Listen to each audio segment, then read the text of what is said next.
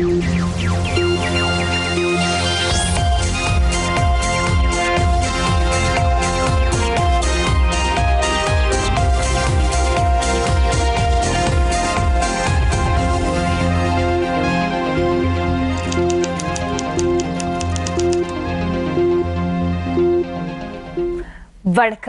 நேர்களே, நீங்கள் இணைந்திருப்பது இலங்கையின் முதல் தர செய்தி வழங்குனரான நியூஸ் ஃபர்ஸ்டின் பின்னிரவு பிரதான செய்தி அறிக்கையுடன் உங்களுடன் நான் தனுஷியா ஞானசேகரன். விரிவான செய்திகளுக்குள் செல்லும் முன்னதாக முதலில் இன்றைய நாளுக்கான தலைப்புச் செய்திகள். கண்டியில் வர்த்தக தொகுதியில் தீ விபத்து. நாட்டில் நிலவும் வறட்சியினால் 1,00,000க்கும் அதிகமானோர் பாதிப்பு. யாழ் மாவட்டமே அதிக அளவில் பாதிப்பை எதிர்நோக்கியுள்ளது. நுண்கடன் நிறுவனங்கள் தொடர்பில் எதிர்க்கட்சித் தலைவர் மஹிந்த ராஜபக்ச பாராளுமன்றத்தில் இன்று கருத்து.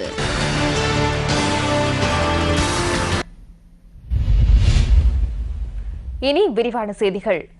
வடகிழக்கு மாகாண அபிவிருத்திக்கான ஜனாதிபதி செயலணியின் அமர்வு நேற்று பாராளுமன்ற கட்டிட தொகுதியில் இடம்பெற்றது. இந்த செயலணி ஜனாதிபதி மைத்திரிபால சிறிசேன தலைமையில் நடைபெற்றது. வடக்கு கிழக்கு அபிவிருத்திக்கான ஜனாதிபதி செயலணி நிறுவப்பட்டதன் பின்னர் காணி விடுவிப்பு துரிதப்படுத்தப்பட்டுள்ளதாக இதன்போது பாதுகாப்பு தரப்பினரால் தெரிவிக்கப்பட்டது. பல வருட காலமாக நிலவிய யுத்த சூழ்நிலை காரணமாக பின்னடைவை சந்தித்திருந்த வடகிழக்கு மாகாணங்களின் அபிவிருத்தியை துரிதப்படுத்துவதற்காக கடந்த வருடம் ஆகஸ்ட் மாதம் இந்த வடக்கு கிழக்கு அபிவிருத்திக்கான ஜனாதிபதி செயலணி ஸ்தாபிக்கப்பட்டது. ராணுவ முகாம் இருக்க வேண்டிய இடத்தில் இருக்க வேண்டும் என்பதை நாங்கள் நேர்மையாக ஏற்றுக்கொள்ள வேண்டும். சில இடங்களில் முகாம்கள் இருக்க வேண்டும் என தேசிய பாதுகாப்பு தொடர்பில் பாதுகாப்பு தரப்பு தீர்மானித்தால் அந்த இடத்தில் ராணுவ முகாம் இருக்க வேண்டும். அதனை அகற்ற முடியாது. அந்த இடத்திற்கு மாற்றீடாக வேறு இடத்தில் இடத்தினை வழங்குவதையோ அல்லது நட்ட வீட்டினை வழங்க முடியும். கடற்படை முகாமினை அகற்ற முடியாது அல்லவா?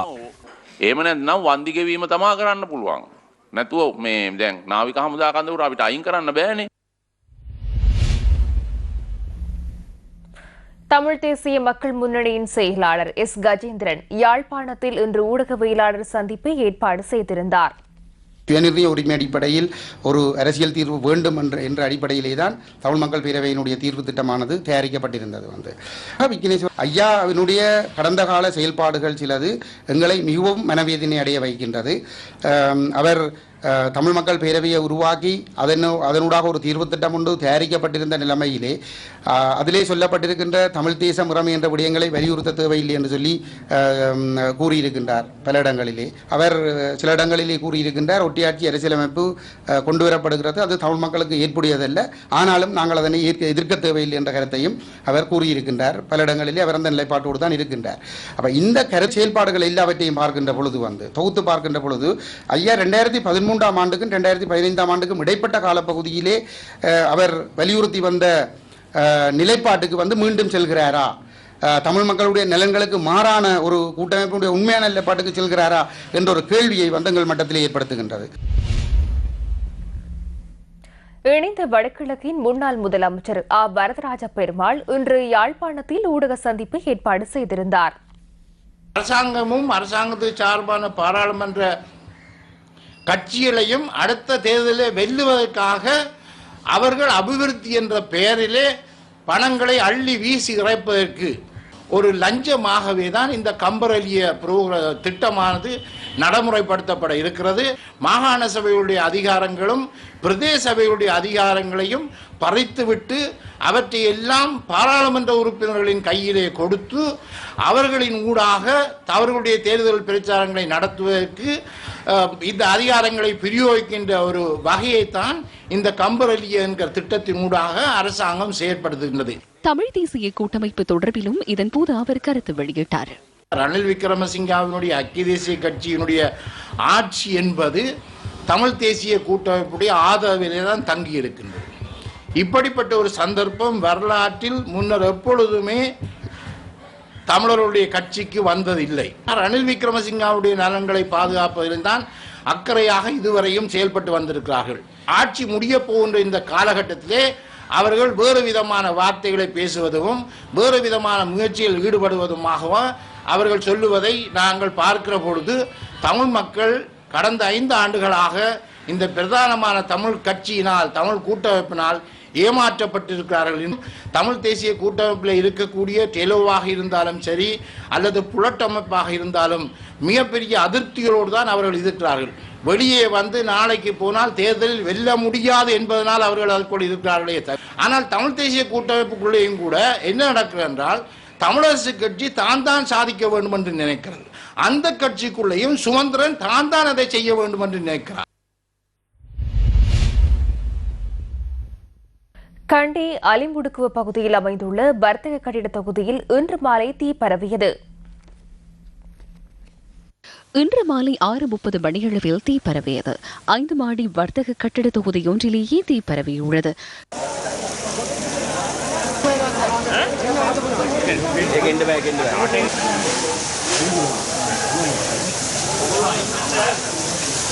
கண்டி மாநகர சபை மற்றும் இலங்கை வங்கியின் தீயணைப்பு படை அதிகாரிகள் இணைந்து தீயை அணைக்கும் நடவடிக்கையில் ஈடுபட்டனர். அதன் பின்னர் கண்டி சிங்க ரெஜிமெண்ட் ராணுவ வீரர்கள் மற்றும் கண்டி போலீசார் இணைந்து தீயணைக்கும் நடவடிக்கையில் ஈடுபட்டனர்.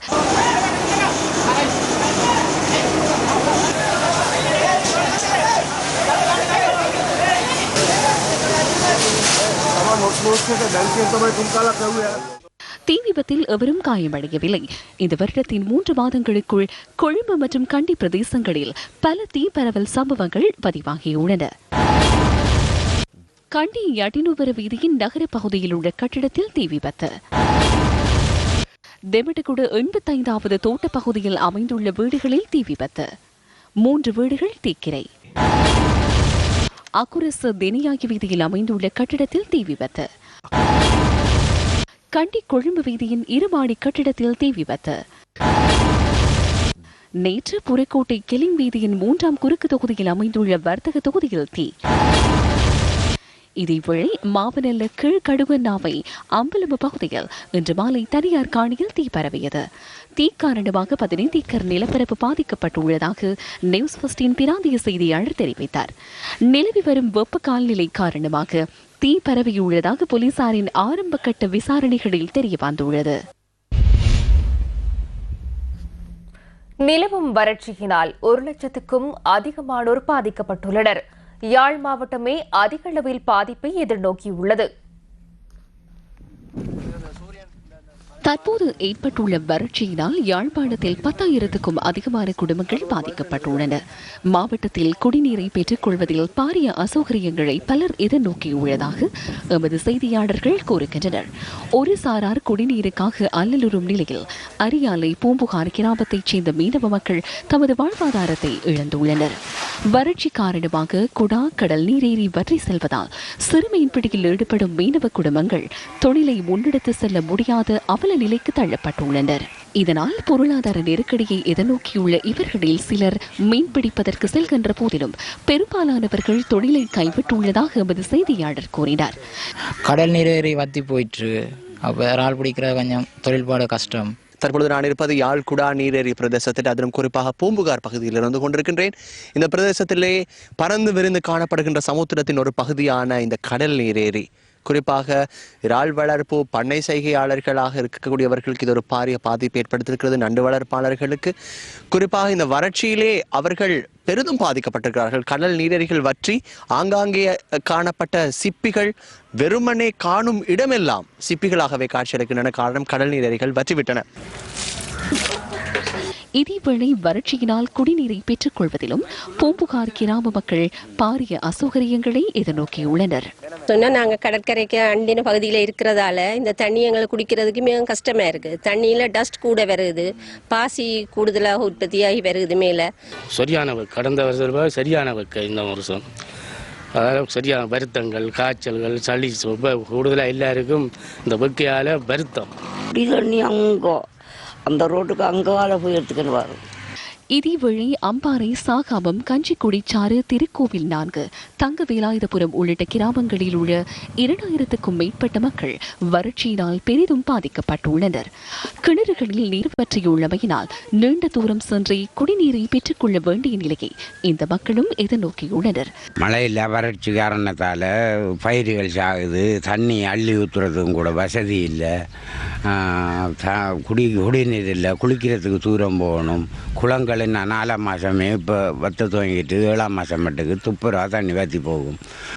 விவசாயிகள் வேளாண்மை செய்கையை மேற்கொள்வதற்கான செயற்பாடுகளில் ஈடுபட்டு வருகின்ற போதிலும் தற்போது நிலவும் வறட்சியினால் அதனை முன்னெடுக்க முடியாத நிலைமை ஏற்படும் என்ற அச்சத்தில் உள்ளனர். அத்துடன் கால்நடைகளும் பறவைகளும் நீரின்றி அலைவதுடன் காடுகளில் உள்ள யானைகளும் நீரை தேடி கிராமங்களுக்குள் பிரவேசிப்பதை காணக்கூடியதாக உள்ளது. ஏறத்தாழ 2700க்கும் அதிகமான குடும்பங்கள் இந்த கிராமங்களில் வசித்து வருகின்றன. இந்த கிராமங்களுக்கான குடிநீர் வசதிகள் தற்பொழுது பிரதேச சபையினுடைய உதவியுடன் செய்யப்படுகின்றன.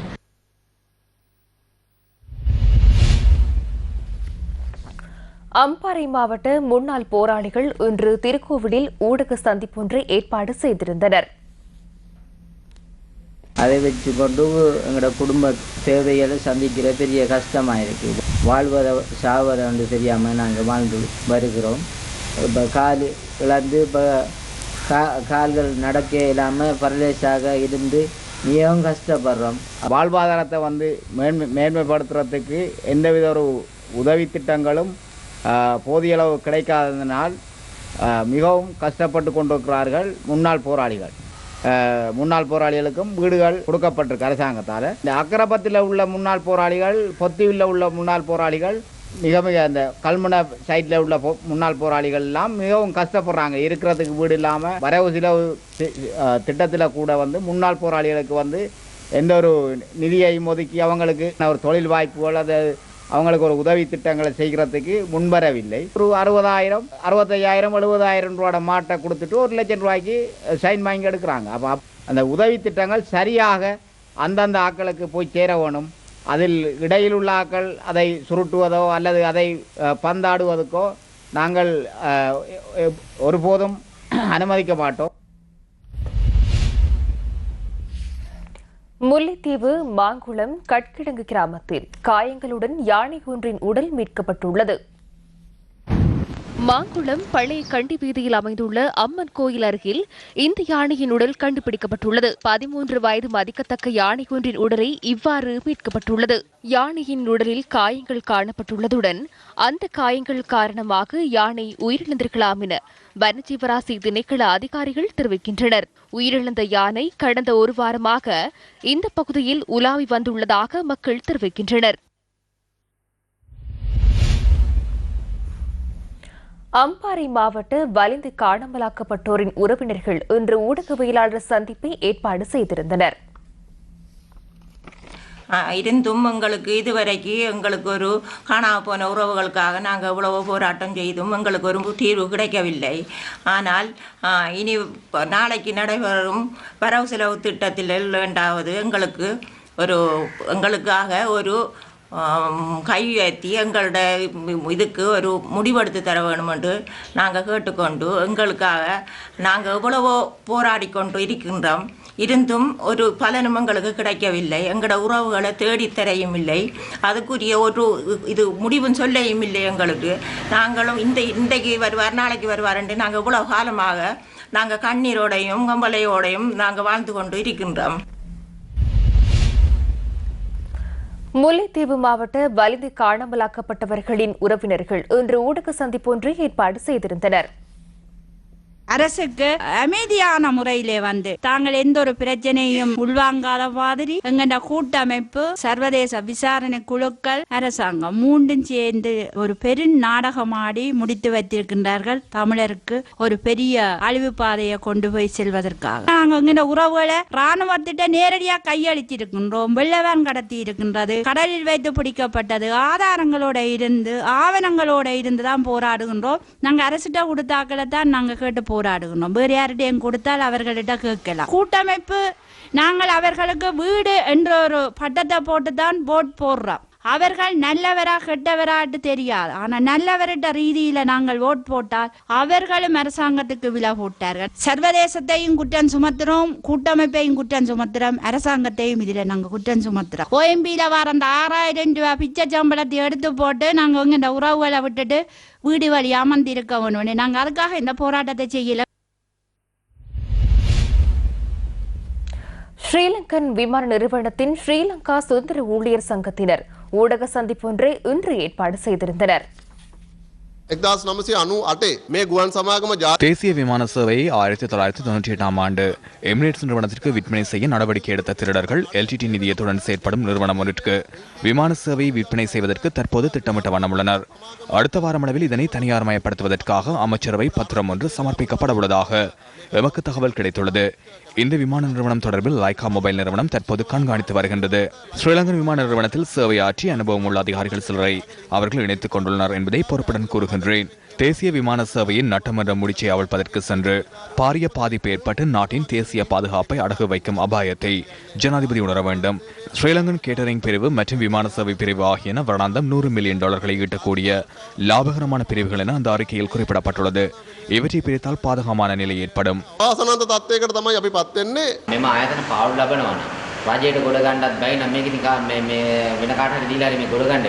அரசாங்கத்தினால் கட்டியெழுப்ப முடியாமல் இல்லை.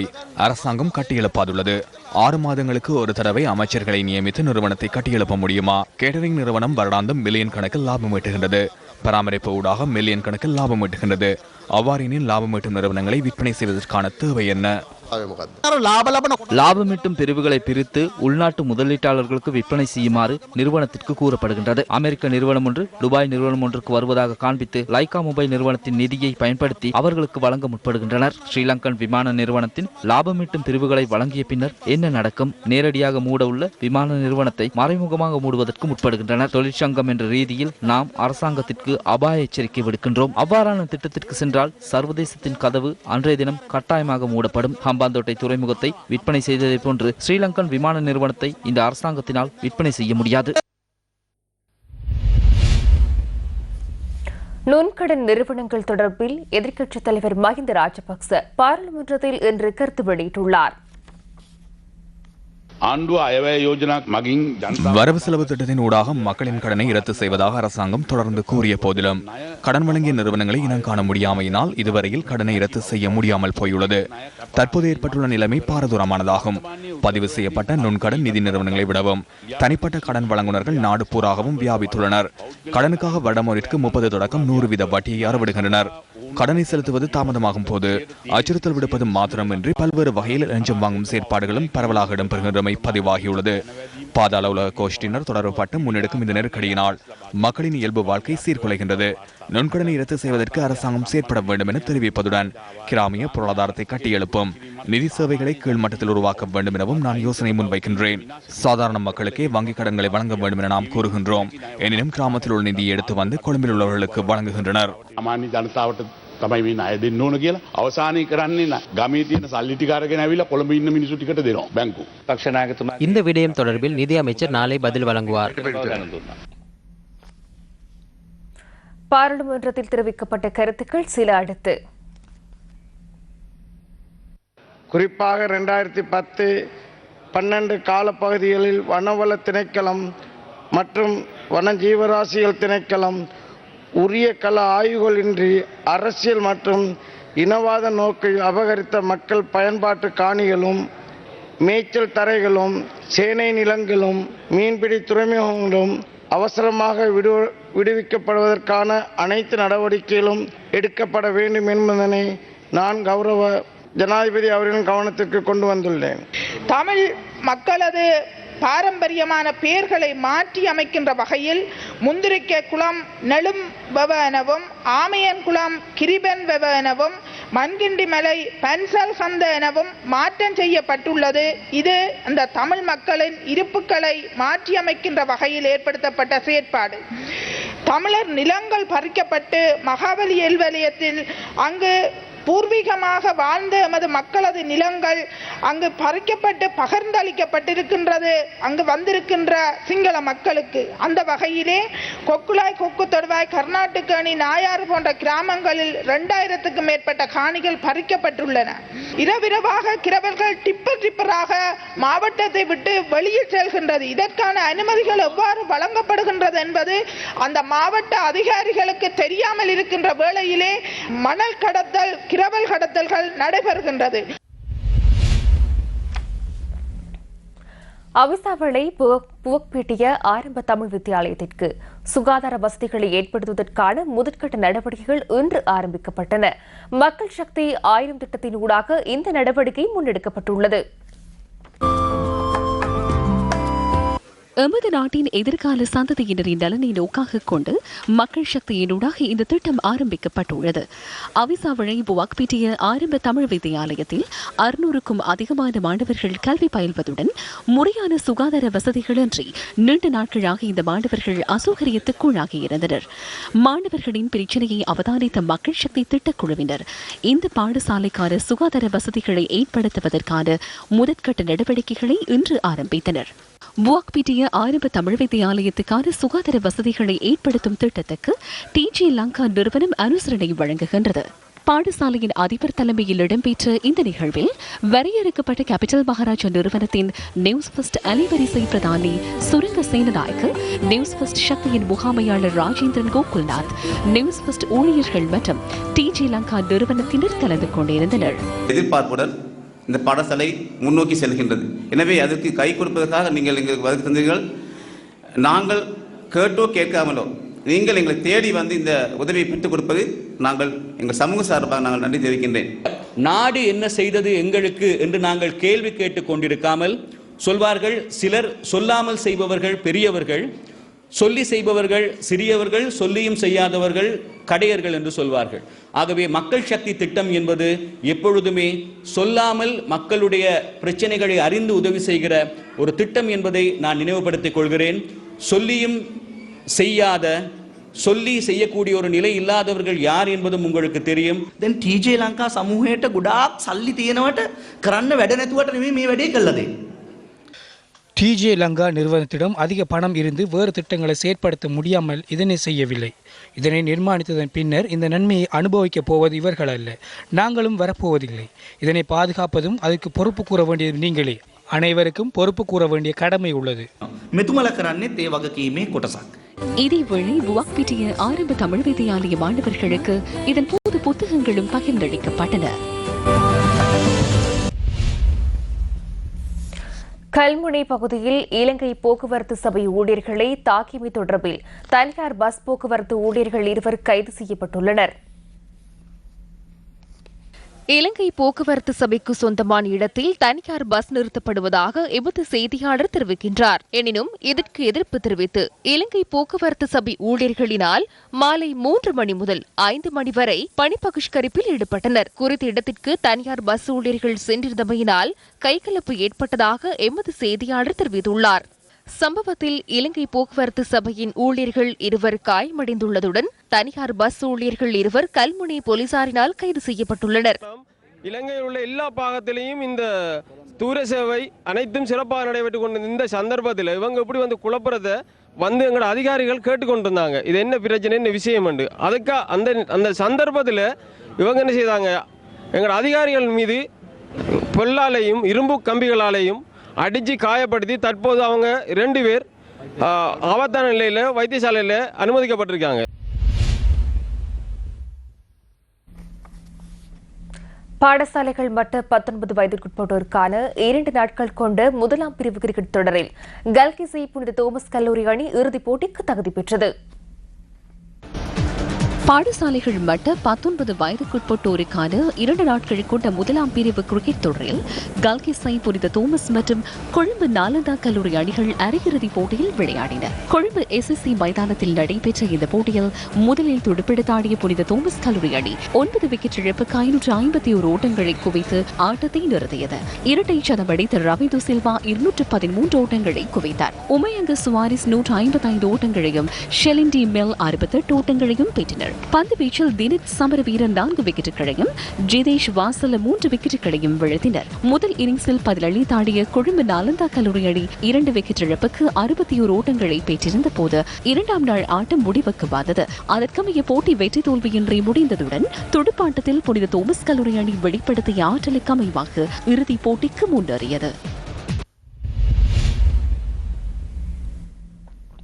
சூப்பர் 4 மாகாண கிரிக்கெட் தொடரை கொழும்பு மற்றும் காலி அணிகள் வெற்றியுடன் ஆரம்பித்துள்ளன.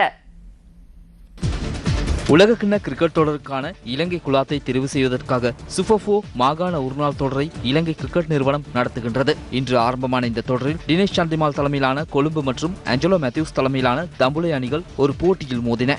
தம்புளையில் நடைபெற்ற இந்த போட்டியில் முதலில் துடுப்படுத்தாட அழைக்கப்பட்ட கொழும்பு அணி 50 ஓவர்களில் 9 விக்கெட் இழப்புக்கு 238 ஓட்டங்களை பெற்றது. வெற்றி இலக்கான 239 ஓட்டங்களை நோக்கி பதிலளித்தாடிய தம்புளை அணி 36.3 ஓவர்களில் 156 ஓட்டங்களுக்கு சகல விக்கெட்டுகளையும் இழந்து 82 ஓட்டங்களால் தோல்வியடைந்தது. அதிகபட்சமாக பானுக்கு ராஜபக்ச 38 ஓட்டங்களையும் இஷான் ஜெயரத்ன 36 ஓட்டங்களையும் பெற்றனர்.